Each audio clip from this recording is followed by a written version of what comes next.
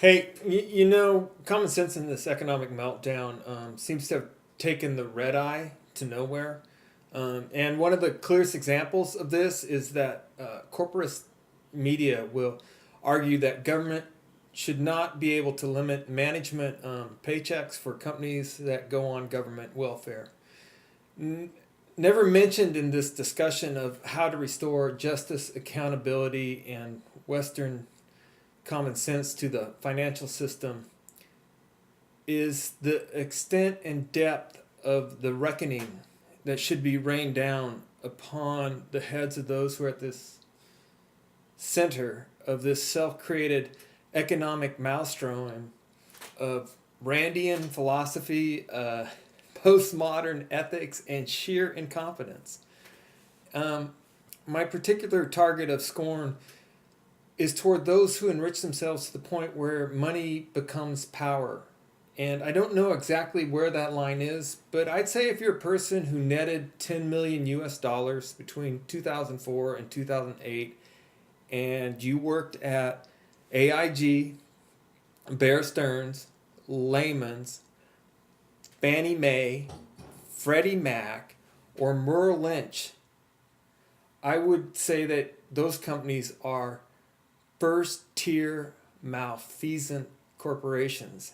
And so, those employees who made that much money during that period, I think you deserve a concept I'll call the financial death penalty.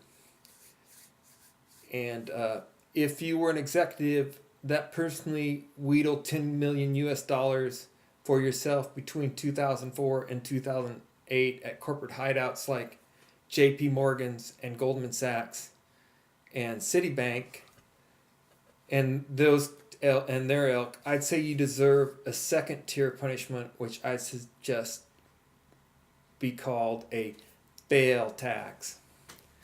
Now, to the first point, the financial death penalty is simply that if you have by incompetence or your psychopathic morals used a corporate shield to enrich yourself, um, as this financial house of cards was being built, you should have your money taken away from you, and you should never be allowed to have money again. So what I suggest is that these evil people be left with a total 2 million US dollars, including their house.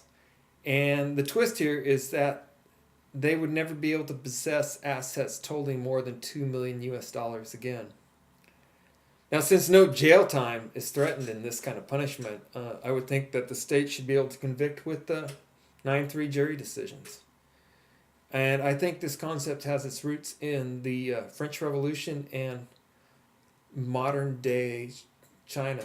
And the China part, I got a friend who works in China and he does a bunch of work there, and I'm always grilling him about whether China is a fascist state, which he deflects since he's just trying to make a buck.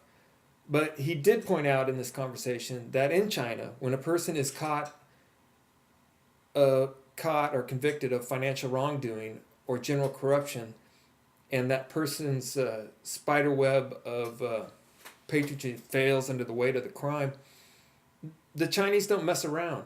They go out and shoot the convicted. Now, what's more amazing to me about this crisis is that no one is to blame.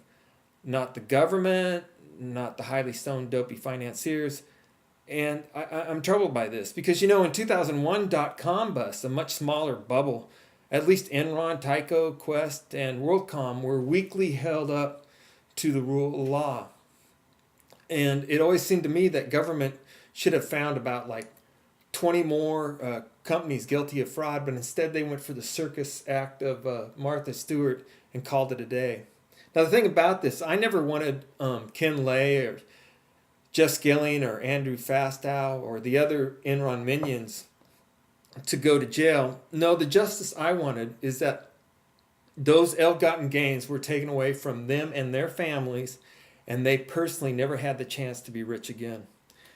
There are 7 billion people on this planet, and if you get rich by criminality, justice demands that you take away the source of these people's power, which is their money, and they shouldn't be allowed to have power again.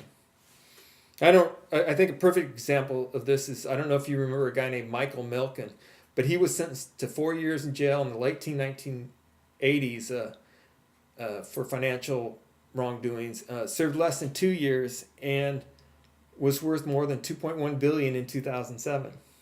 There's no justice in such an outcome. There must be a price to be paid beyond a shrug and a wink and a nod if we want to establish justice within the financial system. And I want to make clear, I don't begrudge Bill Gates, Steve Jobs, the Google twins, or behind them the dreamers and schemers who tried and failed, but at the end of the day came out a buck ahead. You know, those who risk big should be allowed to profit. But in regards to this current crisis, it is plainly clear that where government ends and the banks and high finance begins, it's not obvious. And in fact, it now appears as if perhaps you consider government and banks as one and the same. At least it is by those who govern us. Now, the final thing I want to mention is the loser tax, or in the parlance of the internet tax, what I've dubbed the fail tax. Now, I would structure a fail tax, take all the profit of upper management personnel for bankers and high financiers made in the period between 2004 and 2008 to a maximum of $10 million. And yes, Hank Paulson, I'm talking about you. Now, unlike the financial death penalty, shady characters in this group would be able to enrich themselves in the future and keep profits made prior to 2004.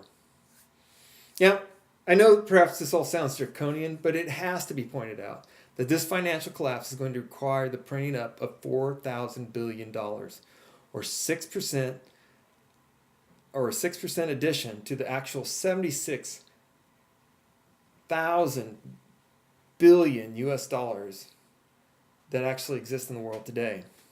The Iraq war, by comparison, will end up costing us in the range of 2 trillion US dollars, or $2,000 billion.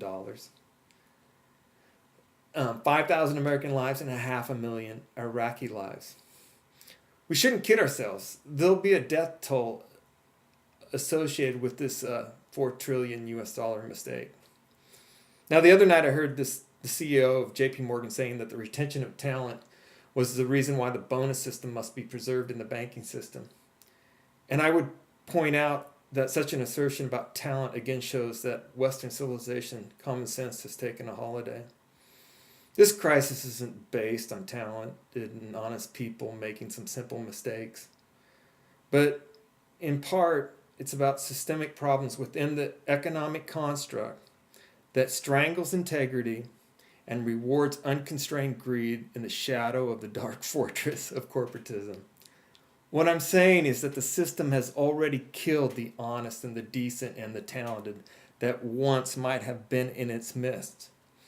It would behoove us as a nation to try to rectify this situation and restore the scales of justice with regards to the government's involvement in the financial system. And they could do this by emplacing what the overeducated idiots call the moral hazard back in the system. We shouldn't allow corporate pundits to distract us as a nation, that we demand our leaders restore the moral hazard into the banking system. While the loss of the moral hazard may not be the preeminent systemic problem in our debt-ridden, upper-class opening, unconstrained free market system, it's actually up there pretty high as a concern. Later.